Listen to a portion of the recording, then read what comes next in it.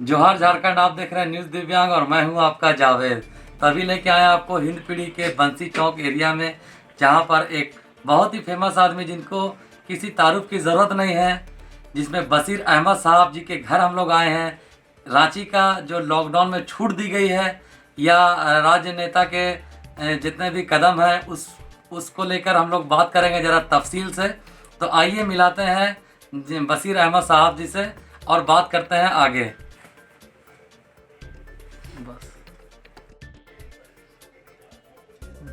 Sir, तो पहला सवाल आपसे ये है कि हिंदपीढ़ी को हॉटस्पॉट बताया गया कोरोना को लेकर और मुसलसल 2.5 महीनों से इसे सील की कंडीशन में रखा गया। क्या कहेंगे आप अपनी ज़बानी में इसके बारे में? देखिए, हिंदपीढ़ी को जिस तरीक़ा से मीडिया में और दूसरे जगहों में एक अराजक जो है सो आबादी के रूप में, इनडिसिप्लिन आबादी के रूप में बताया गया है, वैसा यहाँ कुछ भी नहीं है। और अभी एक तरीक़ा से कल से, जैसे आज से हमारा ये बंद जो था हिंदपीढ़ी का सील जो था वो लास्ट ख़त्म हुआ। अभी लोग बाहर निकलने लगे हैं। ये हमारी जिम्मेवारी भी है कि हम अपना लॉकडाउन है, अभी लॉकडाउन ख़त्म हुआ नहीं है। आपको ये जो सील किया हुआ एरिया था उसको अभी ख़त्म किया गया और अभी भी कोरोना का जो ख़तरा है वो बरकरार है। तो हम उसका जो लॉकडाउन का जो नियम है और उसके जो जिस तरीक़े से बचाव के उपाय बताए गए हैं कोरोना का, उसका हम पालन करें। तो देखा जा रहा है सर कि लोग यहाँ पे बाहर निकल रहे हैं बेझिझक और बाज़ारों में नज़र आ रहे हैं, चौक चौराहों पर भी नज़र आ रहे हैं, रांची की सड़कों पर। तो मतलब क्या है आगे का, मतलब सरकार का क्या प्लानिंग होगा या सरकार क्या कदम उठाने वाली है इसमें? ये सवाल सिर्फ हिंदपीढ़ी का नहीं है। ये इनका जो कोरोना का जो टेस्ट का, कोरोना पॉजिटिव या नेगेटिव का जो टेस्ट है, जो प्रक्रिया है, इतना स्लो है, इतना धीमा है कि अभी तक पूरे रांची की अगर आप आबादी देखिएगा तो ठीक है, हिंदपीढ़ी में आपको कुछ मरीज निकल गए, लेकिन दूसरे जगह भी जब टेस्ट होगा तो आपको पता चलेगा कि ऐसा नहीं है कि दूसरे जगह ये मर्ज जो है सो या ये बीमारी नहीं है। तो चूँकि इनका प्रक्रिया जो है सो सिर्फ एक खाना पूर्ति का रहा टेस्ट का, जैसे एक इलेक्शन में जैसे कैंपेनिंग होता है ना कि बस आए और अंधड़ तूफान ऐसा कैंपेनिंग करके चले गए, इसी तरीक़ा से कल हमने देखा अपने मोहल्ले में कि कैंपेनिंग जो है सो के जैसा ये टेस्टिंग चल रहा था। जब हमसे पूछे कि भाई मेरा तो आपने जो है सो उससे क्या नाम है, क्या मीटर है वो जो सर में लगा करते हैं, उससे आपने हमको टेस्ट कर लिया। मेरे घर में 14 लोग हैं, 14 लोग को भी आपको टेस्ट करना चाहिए। तो इस तरीक़ा से खाना पूर्ति करके ये लोग तो इसको मान लेते हैं कि पूरा रांची को कोरोना फ्री या जो भी है जिस मोहल्ला को खतरा नहीं बता रहे हैं। तो किस आधार पर बता रहे हैं हमको नहीं समझ में आ रहा है कि जब वहाँ टेस्ट नहीं हुआ है सब लोगों का, वहाँ पर कोई ऐसा जो है सो कोई कैंप नहीं लगाए आप, कोई इस तरह का मर्ज जो है अब है कि ये आज जो बचा हुआ हिंदपीढ़ी, जितना लोग बोल रहे थे कि हिंदपीढ़ी में जो है सो बहुत ज़्यादा बीमारी फैला है, नहीं। हिंदपीढ़ी में जितना डेंस पॉपुलेशन है, जितना घनी आबादी है और जिस तरह से यहाँ जो है लोग का रहते हैं, उस हिसाब से आप देखिएगा तो हिंदपीढ़ी में इस बीमारी का कोई बहुत मतलब कि बृहद कोई प्रकोप जो है सो नहीं पड़ा है हिंदपीढ़ी में। और ये समझ लीजिए कि यहाँ का जनता का जागरूकता है, जागरूक नहीं है सो बात नहीं है। यहाँ जनता खुद जानते हैं कि हमको कैसे इससे बचना है। भले ही इसको आप मीडिया या प्रशासन या जो भी डॉक्टर या जो भी बोले, लेकिन यहाँ के लोग को पता है कि हमको कैसे रहना है और वो रहे और बचे। और कोरोना को जो है सो कम से कम आज हिंदपीढ़ी कोरोना फ्री जो है सो आप जो है इसको कह सकते हैं हिंदपीढ़ी को। अब आगे आने वाले समय में जो है इसको किस प्रकार से जो यहाँ के लोग मेंटेन करके रखते हैं, और हम समझते हैं कि अब जागरूकता यहाँ जो है सो पूरे हिंदपीढ़ी भी नहीं, पूरे आपको राज्य में आपको जागरूकता फैलाने की आवश्यकता है। क्योंकि जो बाहर से जो आ रहे हैं प्रवासी मजदूर हों या हमारे रिश्तेदार हों या और दूसरे मिलने जुलने वाले लोग हैं, खुला तो लोग आना शुरू हो गए। तो अब कैसे पता चलेगा कि कौन आदमी को क्या है और नहीं है? तो ये एक बहुत सरल नहीं है प्रक्रिया इसको आपको मेंटेन करना।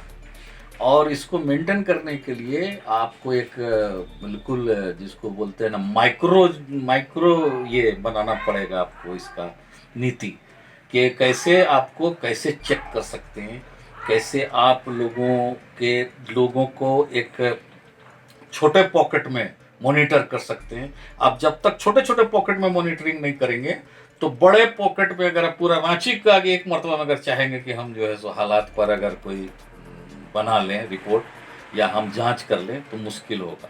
इसलिए यहाँ पर आपको खास करके जो संस्था है, सामाजिक संस्था है, सामाजिक कार्यकर्ता हैं यहाँ के जो है, और जो लोग हैं, धार्मिक संस्था है, तमाम लोगों को लेकर के अब एक जागरूकता ही इसका बीमारी से बचाव का उपाय है, और दूसरा इसका तो दवा है नहीं कुछ।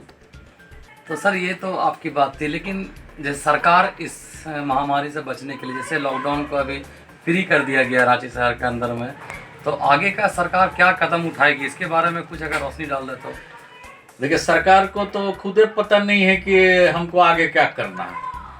आप देखिए, कुछ चीज़ को खोल दिया, कुछ चीज़ को नहीं खोल दिया। अभी आपको डिस्टेंस जो है हमारा सोशल डिस्टेंस जिसको बोलते हैं, उसका तो कोई पालन नहीं हो रहा है।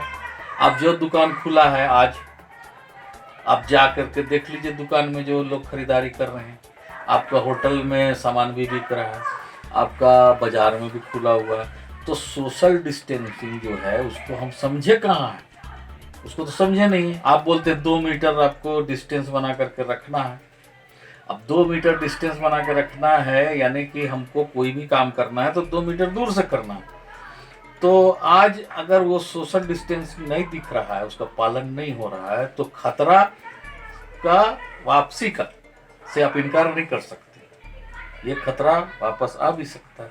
मतलब कहने का मतलब है कि सरकार लॉकडाउन को फिर दोबारा लागू कर सकती है। हालात के ऊपर जो है सो ये निर्भर करेगा ना, कि अगर कल जो है ऐसा हालात उत्पन्न हो जाए कि कहीं बीमारी का पॉजिटिव कुछ जो है सो केस नया सामने आ जाए, तो सरकार क्या इसको तो फिर से लॉकडाउन या जो करना पड़ेगा। लेकिन अब जो है सो इसको लॉकडाउन ही का जो तरीका है उसको ये करना चाहिए कि अगर जो पॉकेट है उसको पॉकेट को चिन्हित करके उस एरिया को लॉकडाउन करके, लेकिन जो जांच की प्रक्रिया इसको तेज करना चाहिए। क्योंकि आम आदमी को जब तक आप जांच नहीं करिएगा तो कोई आदमी को ऐसा कोई जरूरी नहीं, बहुत लोगों को सिम्टम दिखता नहीं है लेकिन वो पॉजिटिव हैं। जैसे इससे पहले जो केस बहुत सारा हुआ तो उनको कोई ऐसा बीमारी, सर्दी, बुखार, खांसी कुछ भी नहीं था, लेकिन वो पॉजिटिव निकल गए। तो आपको उसके हिसाब से, तो सर जैसे आपने कहा कि जांच होनी चाहिए हर एक व्यक्ति की, तो कहने का मतलब है कि यहाँ पे जो जब से लॉकडाउन हुआ तो लोगों के खाने के वांदे पड़ गए, लोग खाने के लिए तरस गए। ऐसे में लोग जांच कैसे करवाएंगे, जबकि गुरु नानक स्कूल से रिपोर्ट आई है जो हिंदपीढ़ी के अंदर में हेड क्वार्टर बनाई गई थी, वहाँ पे कुछ लोग गए जांच कराने के लिए खुद से ही, तो उन लोगों को कहा गया कि आपको 4500 रुपया देना पड़ेगा तब आपका जांच होगा। तो ऐसे सिचुएशन में लोग कैसे करा पाएंगे? वही बात ना हम कह रहे हैं कि आप झारखंड सरकार का जो आज हालत है, झारखंड सरकार आज जो है सो हमको लगता है कि कहीं निगेटिव भी है, पॉजिटिव इसका ये में नहीं चला जाए, डिफिसिट में चला जाए। क्योंकि इसके पास जो जब सरकार बनी है झारखंड की, उसके बाद जो है सो इसको ये बीमारी फौरन आ गया। अभी तो सरकार का पूरा जो है सो कोई प्रारूप भी पूरा नहीं बना था काम का, और ये आ गया। अब इसका जो है बंद होने के बाद में जो बाकी इनका आमदनी भी सरकार का बंद हो गया। झारखंड सरकार का बहुत सारा आमदनी था जो बंद हुआ। अब इनको जो राहत है केंद्र का, जो बोला ना भाई कि 20 लाख करोड़ रुपया हम दे दिए और इस तरह का दे दिए, तो अब ये सरकार, केंद्र सरकार राज्य सरकार को क्या देती है ये निर्भर करता है आगे काम करने के लिए। क्योंकि अब राज्य सरकार के पास इतना साधन नहीं है कि घर घर में किसी को वो टेस्ट करा लेगा। वो टेस्ट कराने के लिए जब नीति बन सकता है तो ये केंद्र से ही बन सकता है, ये राज्य से ये नीति नहीं बन सकता, किसी भी कीमत पर नहीं बन सकता। और दूसरी बात यह है कि जो लोग आ रहे हैं प्रवासी मजदूर या जो भी यहाँ जो ऑन रिकॉर्ड जो है वो है, ऑफ द रिकॉर्ड जो आए हैं, सबसे मुश्किल है उसका पता लगाना कि ऑफ द रिकॉर्ड जो अपने साधन से, गाड़ी से, पैदल से या जैसे भी करके यहाँ राज्य में आ गए। अब वो किस गांव में है वो तो बोला नहीं कि हम आए हैं भाई। अब वो पॉजिटिव है कि नेगेटिव है उसका पता लगाना एक ठो, क्योंकि वो जब है अगर पॉजिटिव तो इफेक्ट करेगा, वो इफेक्टेड करेगा ना एरिया को, तो वो एक बहुत मतलब के मुश्किल होगा पता लगाना। सर, हेमंत सरकार के द्वारा यहाँ पे प्रवासी मजदूरों को प्लेन से और ट्रेन से लाया जा रहा है, लेकिन जबकि राज्य में ही बहुत से लोग ऐसे हैं दिगर जगह के जो यहाँ लॉकडाउन की परिस्थिति में फंस चुके थे, तो उसके लिए सरकार अभी तक कोई कदम उठाई नहीं है, या ये लोग कैसे अपने घर पहुँच पाएंगे? देखिए क्या है कि जो अगर मेरे राज्य का मजदूर कहीं फंस गया है किसी दूसरे राज्य में, तो हेमंत सरकार या झारखंड सरकार ने जिस तरीका से पहल करके अपने मजदूरों को झारखंड तक लाने का एक पहल करके लाने का प्रक्रिया शुरू किया, उसी तरीका से दूसरे राज्य के जो मजदूर हैं बंगाल के, और जो अगर बोलिएगा दूसरे महाराष्ट्र के और कहीं के, बहुत ज़्यादा तो नहीं, बंगाल के लोग हैं, दिगर स्टेट, हाँ मतलब कि बंगाल के लोग हैं, तो वो बंगाल सरकार का जिम्मेदारी है कि अपना जो है से लोगों को अपने ढूंढ करके या उनसे खबर करके और पता लगा करके और वापस ले जाए उनके अपना घर। अच्छा सर, ये तो हो गई, लेकिन एक और सवाल था कि नेता जितने भी हम लोग के एरिया में हैं, तो वो नेता कहते हैं अपने आप को कि हम सुख दुख के साथी हैं जनता के, तो इतने बड़ा परिस्थिति अभी हमारे राज्य में गुजर रहा है हमारा राज्य, तो इस परिस्थिति में कोई नेता को अभी तक देखा नहीं गया सामने, क्या कहेंगे इसके बारे में? देखिए पूरे झारखंड में चर्चा का विषय तो हिंदपीढ़ी रहा, हम हिंदपीढ़ी में रहते हैं तो इसलिए हम हिंदपीढ़ी की बात करेंगे। हिंदपीढ़ी को हॉट स्पॉट के रूप में पूरा देश में जो है सो आपको टीवी में या मीडिया में एक इसको फेमस किया गया, लेकिन आप अगर देखिएगा कि ऐसा विकट परिस्थिति में जब आदमी यहाँ पर बंद है, यहाँ राशन का ज़रूरत है, दवा का ज़रूरत है और दूसरे राहत का दूसरे चीज़ का ज़रूरत है, ऐसे टाइम में जो पॉलिटिकल दिखना चाहिए था इनको, अपना एक इनका कर्तव्य पॉलिटिकल जो पार्टी का होता है वो किसी भी पार्टी का नहीं दिखाई दिया हिंदपीढ़ी के प्रति। हम तो हिंदपीढ़ी में देख रहे हैं कि यहाँ तक कि जो सरकार में शामिल पार्टी है कांग्रेस या रजद या जो बोलिए, जो सरकार में शामिल है झारखंड के, उनके नेता भी जो है सो हिंदपीढ़ी में तो हम नहीं देखे कि कुछ जो है सो पब्लिक को राहत पहुंचाते हुए या कोई इस तरह का राहत का काम करते हुए दिखाई दिए। तो यहाँ का लोग अब ये जान गए हैं और समझ रहे हैं कि हिंदपीढ़ी के लोग अपने आप में खुद इतने सक्षम अपने आप को बना लिए हैं कि हमको लगता है कि आज के परिस्थिति में जो हिंदपीढ़ी आज कोरोना फ्री जोन या जो बोलिए कोरोना फ्री जो है सो आप बता रहे हैं, तो ये यहाँ का सिर्फ और सिर्फ यहाँ के लोगों का अपना एक प्रयास से हुआ है। तो सर जैसे अभी हमारा यहाँ के जो विधायक हैं रांची के श्री सीपी सिंह जी, उनके बारे में क्या कहेंगे इस जो परिस्थिति से गुजरा है हमारा रांची? सीपी सिंह कहाँ रांची में किस जगह क्या राहत का काम किए, किनका साथ में उनका क्या रवैया रहा, ये तो हम नहीं बता सकते क्योंकि हम लोग बंद थे रांची में, हिंदपीढ़ी में बंद थे।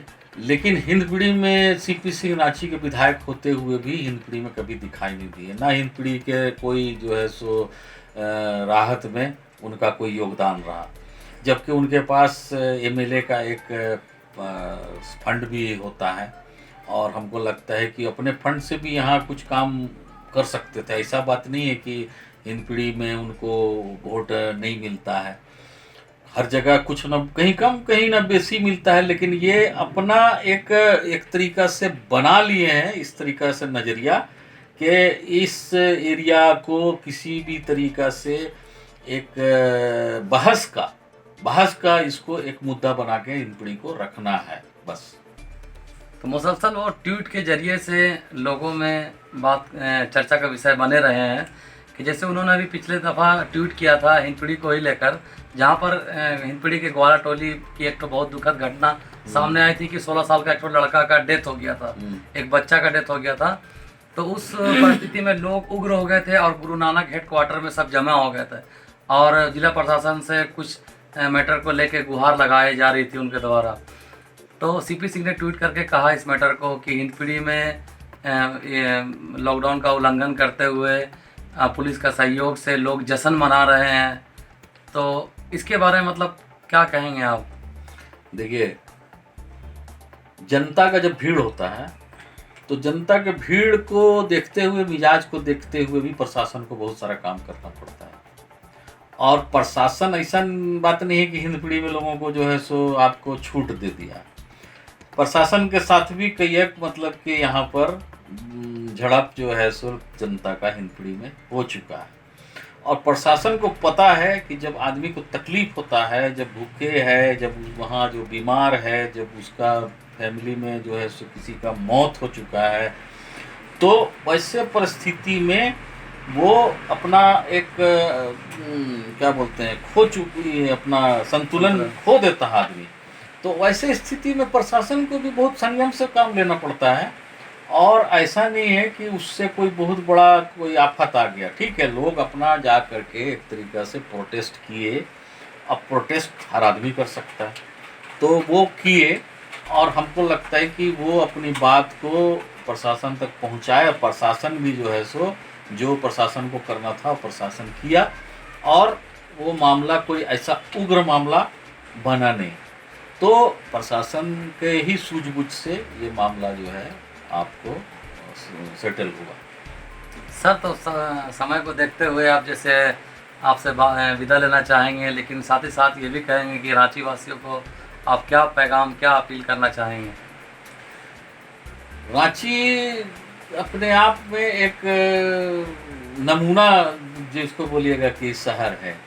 यहाँ कईयक तरह के मतलब बोलिएगा तो तरह तरह के जो है सो लोग यहाँ रहते हैं। अब रांची जो है सो छोटा कोई शहर नहीं रह गया, ये भी अब जो है सो बड़े शहरों के तरह जो है सो मेट्रोपॉलिटन सिटी के तरीका से ही यहाँ जो है सो अब लोग रहने लगे हैं। और अब अगर आपको रांची को सुरक्षित रखना है, रांची को जो है सो स्वस्थ रखना है और रांची को जो है सो आपको आगे आने वाले दिनों में बीमारी से बचाना है, तो अब ये जनता के ऊपर ही निर्भर करता है कि आप कैसे अपना शहर को सुरक्षित और स्वस्थ रख सकते हैं।